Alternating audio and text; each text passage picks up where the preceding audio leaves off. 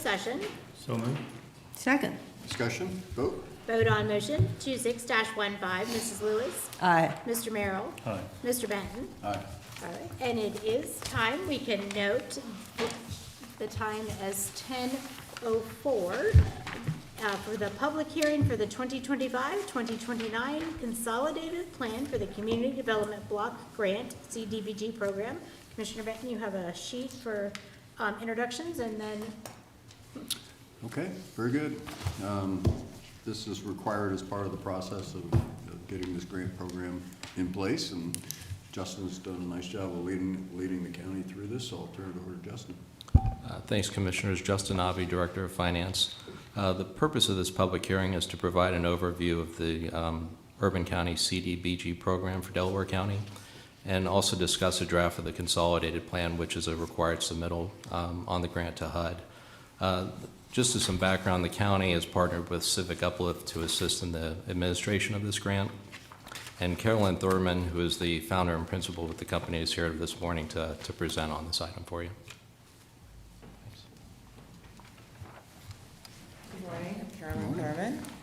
I've prepared a brief presentation just as an overview of the program, and then we want to open the floor up for comments and questions. So Delaware County is now qualified to be an entitlement program directly with HUD with the CDBG program Community Development Block Grant. And just a quick overview of that program. So this is a federal funding program from the U.S. Department of Housing and Urban Development. It gives funding to local governments to address locally identified community needs and priorities. So it's focused on infrastructure projects such as streets, sidewalks, water, sewer, utilities, public facilities, community centers, and like recreation centers and things of that nature. You can also use it to do some economic development activities and some home repair activities as well. The focus is on benefiting low to moderate income populations and residents, but that includes groups such as elderly, disabled adults. There's a few other populations in there that you can use funding to support. Mm-hmm. So funds are allocated annually to eligible counties and cities, and as I mentioned, 2025, the federal year 2025 last year, was the first year that Delaware County became eligible for these funds. Are they guaranteed allocations, or is it use it or lose it sort of funding? So they don't expire like some other grant programs. However, there's a point in time about 60 days before the beginning of the next program year where the federal government looks to see how much money you have in your account. And if you have more than 1.5 times your allocation, they will take extra funding because you're not spending it quickly enough. In Delaware County's case, since this is your first year, you don't really have any, you don't have a backlog of funding to worry about. So some other grants will expire, 5 years, 8 years out. This one doesn't. It's just, but you still can't hold on to money, if that makes sense. Yeah, no, I understand that, yeah. That's helpful. So it's a little bit different than the state's program. I know before you guys worked with the state under their CDBG program where it really was use it or lose it. If you didn't have it spent in that full program year, they're taking it back. So you have a little bit more flexibility with being an entitlement program. So since Delaware County is what's called an urban county in this program, the jurisdictions within Delaware County have to agree to participate. For fiscal year 2025, these 5 entities have agreed: the City of Powell, Village of Ostrander, Village of Shawnee Hills, Orange Township, and Marlboro Township. So the first step in accessing funding is what's called the consolidated planning process, and we've broken that into 3 big phases to explain to the audience here how that happened. So phase 1 was really gathering input and data. So we looked at data from the federal government, data in county plans and other local plans to do, and we also took some community input in from an online survey and some pop-up community events, as well as stakeholder interviews. And with that data, we then did a needs assessment and a housing market analysis and identified a strategic plan. The strategic plan is how the county will use those funds over the 5-year period, and then an annual action plan. So as part of this program, every year you'll have a new annual action plan, which shows how you'll use the funds in that year to identify those local community needs. And right now we're in phase 3, which is the final phase, which is public comment. So the draft was released for public comment, and that public comment period will end on January 14th. We're in the public hearing right now to solicit feedback from residents. And then after this public comment process, we'll submit the final plan to HUD. Can other jurisdictions, cities, villages join in next year other than those 5? Is it an annual thing where you can add or subtract? That's a great question. So yes, they can join in for the 2026 federal year and access funds at that time. And the allocation is, obviously Congress sets the budget, but what percentage goes to Delaware County is based on the residents in the jurisdictions that are participating. So the more communities that decide to participate with the county program, the more funding the county will have. So it can be a township, city, village? Yes, outside of another entitlement community, so obviously City of Columbus, who's got a portion in Delaware County, would not be able to join in, but every other city in Delaware County could join in, yes. Okay. Oh, wow. No, that's really helpful. Yeah. So they can't join in 26? They can't, so we're, right now we're in the 25 fiscal year for funding. Oh, So they okay. can join in for 25. Oh, okay. That process, I spoke to HUD recently. They're expecting it to open up in April. So if any community is interested in joining in the spring, they could reach out to myself or Director Oh, Navi okay. and learn more information. Oh, That would okay. be, so that would be October 26th through September of 27.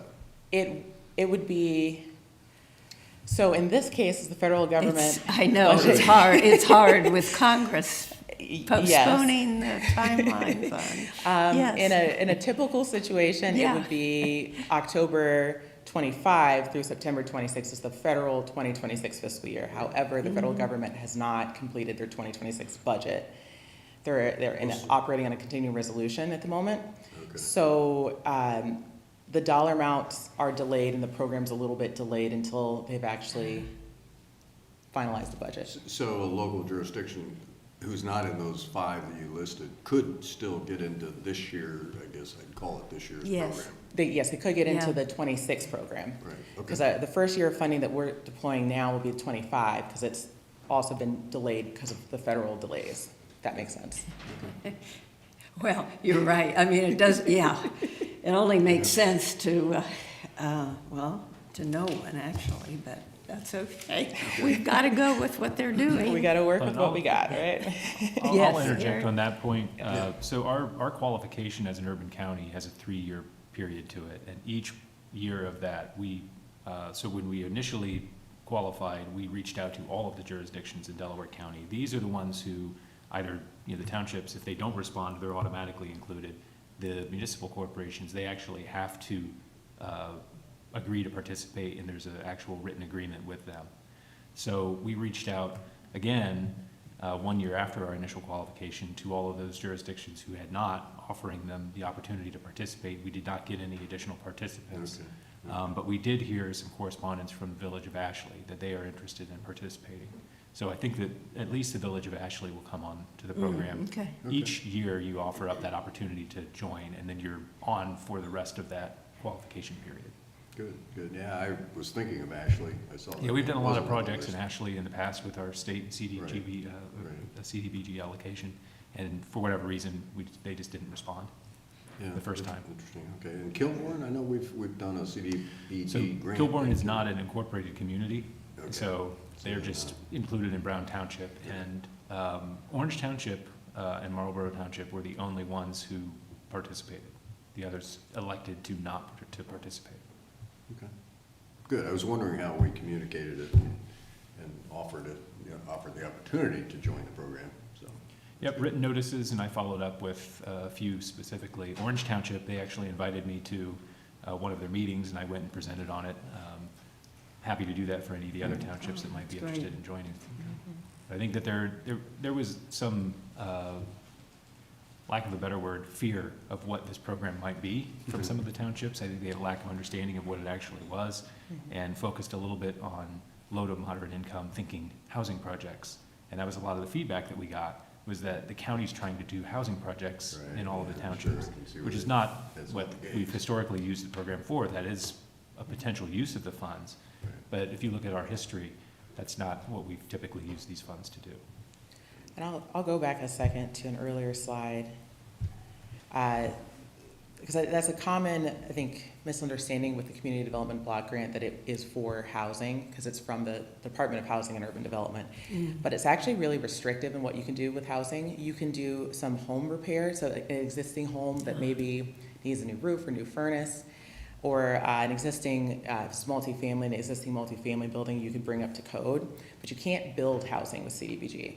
It's really meant for, you know, what HUD refers to as bricks and sticks parts of the community. So your roads, your bridges, your utility work, your sidewalks, your parks, everything else that makes the community, with the idea being that all of those neighborhood features are also necessary for quality housing and quality neighborhoods. Okay, yeah. So this is not a program where you can build new housing. Okay, thank you. So as our consolidated plan process continued and we looked at data and the stakeholder feedback, we identified 3 goals for Delaware County in its first 5 years consolidated plan. Goal 1 being to invest in community infrastructure and facilities. So that's, again, getting into your roads, your bridges, your utility work. Goal 2, support stable and sustainable neighborhoods. And then goal 3, to administer the CDBG program effectively. Since this is new, being an entitlement community, there are some additional things that need to be stood up. And so we want to make sure that we're identifying that as a goal to the federal government, that some funding will be needed to create the programming and the mechanisms to work with the federal government effectively. Then I want to get into our fiscal year 2025-2026 annual action plan. So again, in the consolidated planning process, you have 5 years of funding. The annual action plan is your plan for each one of those years. This is the plan for the first year. In this case, we have bucketed it into 3 major projects. So project 1 is just the program administration, planning, and fair housing activities. That covers the preparation of the consolidated plan, as well as the cost to administer the program and to stand it up. For this grant, administration is limited to 20% of the grant, and so this is effectively 20% of the grant dollars going into creating the systems to run this program effectively. For project 2, we have the Delaware County Public Services Program. This would be a new program stood up to support nonprofits in the county that are supporting residents. For this grant, again, because it's more bricks and sticks focused, there's a limit to what you can spend on kind of the operating costs for nonprofits, and that's 15%, and that's what this number here represents. When we went out and did our stakeholder interviews, we heard a lot from the community that there are a lot of residents in need, and with shifting priorities at other budgets at the state and federal level, a lot of those nonprofits have a need for additional funding. And so we heard that loud and clear that there's a need for this funding to go to support where it can. Again, this grant is made for construction dollars. So there's a limit to that, which is why it's a lower dollar amount, the $61,167.30. The remaining 65% we've put into a public infrastructure and facilities improvement program. So this would be a new program that the county would kind of have a bucket to receive applications from jurisdictions that have agreed to participate to spend down this money. So right now, where we're at is getting this plan to the federal government for their approval. So you don't have to have those projects identified now. It gives the county more flexibility to figure out how you want to stand up that project or program, how you want to receive applications from the communities and which communities you want to fund. What we're saying right now is that this money will be spent on infrastructure, but we're not identifying specifically where and what those projects will be. Okay. And with I have a that, question, I'm not sure to ask you or you, but who will be administrating the program? Will it be the county, will it be you, who will be overseeing it? It's a county-administered program, and we have contracted with Civic Uplift to assist us with the administration. That's your firm. yes, that's my group. So we'll be helping the county out with compliance, with understanding the different environmental reviews and things of that nature, but ultimately it's the county's funding. Sure. So it's up to the county to handle every other piece of the administration there. So as far as our timeline on this, then? So our public comment period ends on the 14th, on Wednesday, and then we'll get this plan submitted to HUD. Hoping for their approval before the continuing resolution ends at the end of this month. Once HUD has approved the plan, then they'll release the funding, and they have a federal system called IDIS where the county can then access that funding and can start moving on getting those dollars out the door. So again, assuming that the federal government doesn't have any additional delays on their part, I would imagine that the construction work would start in the spring. Oh, okay. Does it have to Okay. be completed by a certain date then? The really only, the caveat is that not having more than 1.5 times your allocation before the next program year. So Okay, in this it's back to case, that. yeah, like, I mean, ideally with it being, especially with most of this money being in construction, you're gonna wanna get it done by the fall anyway, Sure, sure. you know? And since it's our first year, we really have a second year because of the 1.5. Right, yes. Yeah. Okay. Boy, very helpful information. Thank you. Yes. Any other questions? Other questions? We'll just stay in touch. Yeah. Yeah. And- Yeah. and Justin will keep us up to date, I'm sure. Yes. I know you want to open it up for any public comment Okay, or yeah. questions. Yep. All right. Let me go through the process of the complete hearing today. We heard from Justin Navi, and the firm would do the administrating. Now, there'll be time for questions from the Board of Commissioners. Any other questions? Dawn or Eric, anything else? You answered my questions. Yeah, we've had a bunch of questions. Do we have any written testimony? I did not receive any I written didn't testimony. see any, Justin? Okay. Okay, now it is time, oh yeah, there is a sign-in sheet. I don't know if anybody has it, or, anyway, if you're here, we would request that you sign the sign-in sheet. Is it out on the table in front, or it's in the table, right outside the door there? Has everybody signed it, or?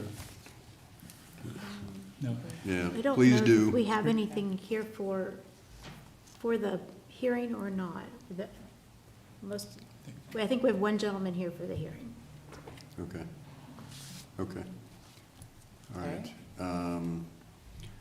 Okay, then next is, now we will open it up to public comment. To anyone who wants to comment on the program. Thank you, Darrell. Yeah, thanks, sir. Hello, Joseph Prom, Mayor of Ostrander. Okay. We're really excited about this, and we already have some projects. We've met with Civic Uplift, and we have some projects identified. We're really excited, and we're ready to go as soon as this is up and moving. Great. And thank you, guys. Great. Great, Thank you, Mayor. yeah, good that you're aware and working on it. Any other people wishing to offer comments at this hearing? Last chance. All right. With that, we could now close the hearing, right, Jennifer? Yes, we will note the time as 10:21. Okay. The hearing is closed. Thank you for your work, Justin, Yes. Civic Uplift, everybody else who's been a participant in this, thank you. Now the hearing is closed. Yes. We do need to go into Back executive to session executive again. session. Okay. So we'll have Jennifer read that, please. Resolution number 26-16, in the matter of adjourning into executive session for consideration of appointment, employment, compensation of a public employee or public official, to consider the purchase of property for public purposes and for collective bargaining. So moved. Second. Discussion, vote? Vote on motion 26-16. Mr. Merrill? Aye. Mr. Benton? Aye. Mrs. Lewis? Aye. All right, we are back in executive